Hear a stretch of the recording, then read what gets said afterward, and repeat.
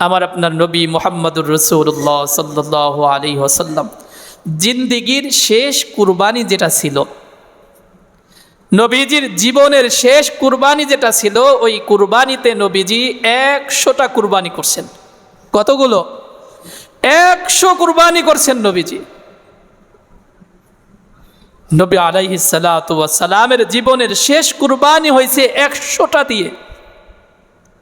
নিজ হাতে প্রায় 60টেরও অধিক নিজে কুরবানি করছে নিজ হাতে। বাকিগুলো হযরতে আলী রাদিয়াল্লাহু তাআলা আনহুকে বলছেন তুমি জবাই করো। আমরা সেই নবীর উম্মত।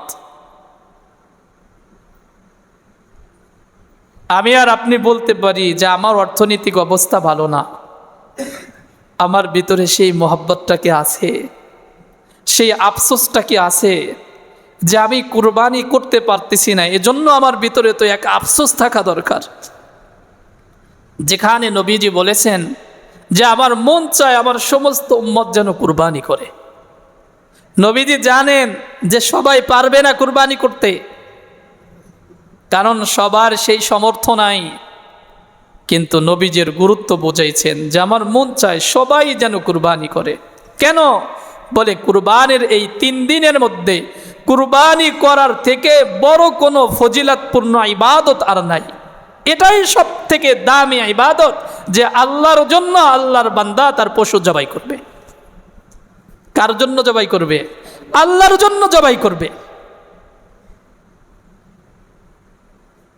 আল্লাহ পাক রব্বুল আলামিন বান্দা যখন আল্লাহর জন্য পশুর গলায় ছুরি চালায়, তখন এই পশুর রক্ত জমিনে পড়ার আগে আল্লাহ তাআলা আল্লাহর বান্দার কুরবানিকে কবুল করে নেন। এবং হযরতে জুলফিকার আলী নকশবন্দি উনি বলেন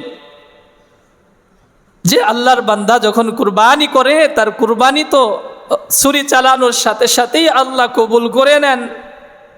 এবং কেমন যেন বান্দার মাথায় হাত বোলায় আর বলে, বান্দা তোর কুরবানির পশুর গোশত এর কোনো প্রয়োজন আমার কাছে নাই, তোর কুরবানির পশুর চামড়া এর কোনো প্রয়োজন আমার নাই, তোর পশুর গোশত এই পশুর চামড়া এটা তোর জন্য হাদিয়া স্বরূপ আমি তোকে কুরবানি করতে বলছি শুধু তোর নিয়ত, তোর তাকওয়া দেখার জন্য। এটা আমার কাছে পছন্দ হয়ে গেছে, এই পশুর যা কিছু আছে সব তোকে আমি হাদিয়া দিয়ে দিলাম।